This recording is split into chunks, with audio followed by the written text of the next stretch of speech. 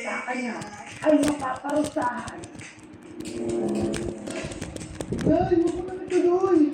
Dapat sa akin kung sino ang Tutusukin ko na. Aray. Sakit na dyan ko. Sakit sa ulo ko. Ikaw yung nangungulang pera sa kitaka ko? Hindi, Nay. Bakit ko nasaktan? Baka may nakaisang yan pwede na. Pahirapin mo sa lalo.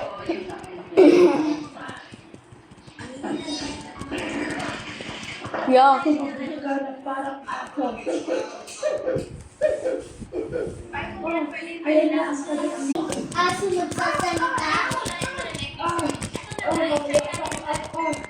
Oh, ano ka ngayon? Mister? Oh, ganun mo itong gamot ha?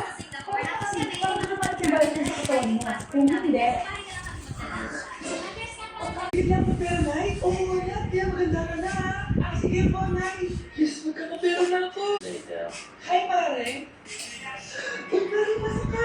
Alam po, tita. Ang banggo din, pare. Ang banggi naman ng anak mo, pare.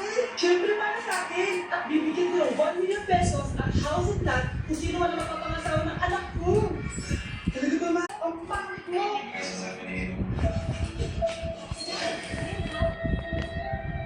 Ate, pwede mo bang tulungan sa module ko? Kailangan maganda tayo ako, di ba? Maghihiwalay din kayo. Check!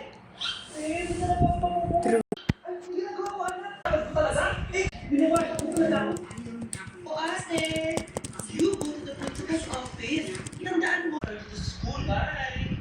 Hindi dapat sa akin.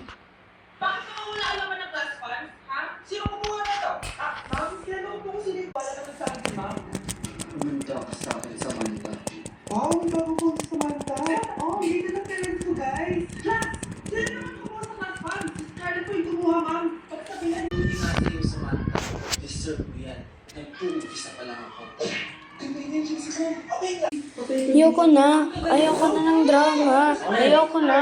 Ayoko na ng drama. Ayoko na. Ayoko ng drama. Ayoko na. Ayoko na ng drama.